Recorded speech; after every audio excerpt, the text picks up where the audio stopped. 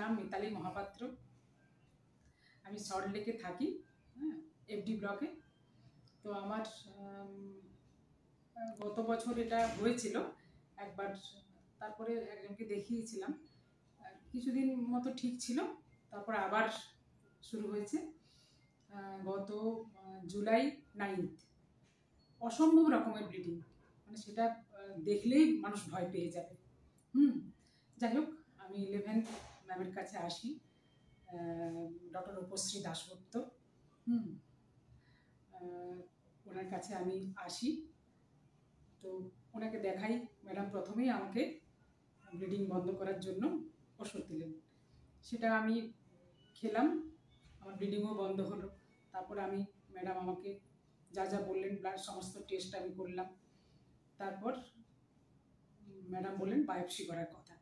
ঠিক আছে, আমরা তো রাজি।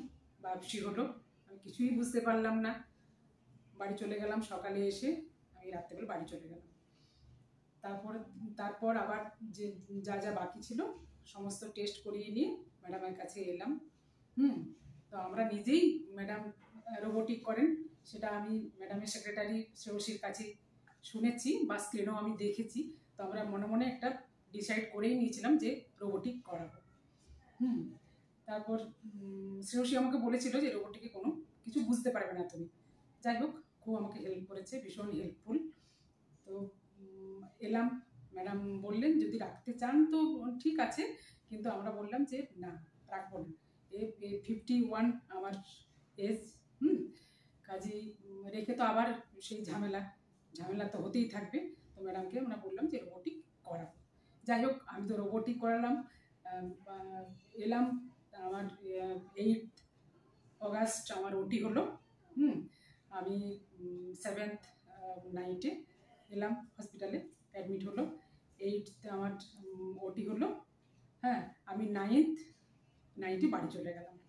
আমি কিছু বুঝতেই পারলাম না। বায়োপসি করে যেমন বাড়ি গেলাম, ঠিক সেরকমই আমি, এত বড় আমার একটা সার্জারি হলো, কিন্তু আমি কিছুই বুঝতে পারলাম না।